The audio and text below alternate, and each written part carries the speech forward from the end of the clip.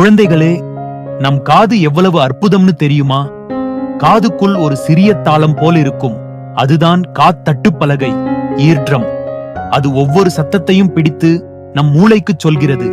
அதனால்தான் பறவையின் குரல், அம்மாவின் அழைப்பு, இசை எல்லாம் நமக்கு கேட்க முடிகிறது.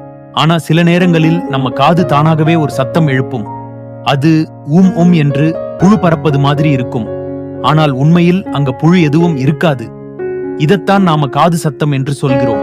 இப்படி சத்தம் கேட்பதற்கு முக்கிய காரணம் அதிக சத்தம், பட்டாசு வெடிக்கும் சத்தம், பெரிய சத்தமுள்ள இசை அல்லது ஹெட்போன் அதிகமாக கேட்பது.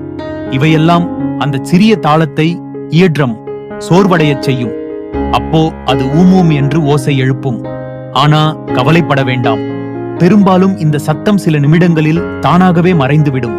நல்ல தூக்கம், சுத்தமான சூழல், ஆரோக்கியமான உணவு இவையெல்லாம் நம் காதை மகிழ்ச்சியாக வைத்திருக்கும். அதனால் அடுத்த முறை உன் காதில் ஊம் சத்தம் வந்தால் பயப்படாதே. அது நம் காது சொல்லும் சிறிய ரகசியம் மாதிரிதான். எனக்கு கொஞ்சம் ஓய்வு வேண்டும் என்று. நம் காதை பாதுகாத்தால் அது எப்போதும் உலகின் அழகான சத்தங்களை உனக்கு பரிசாக கொடுத்து கொண்டே இருக்கும்.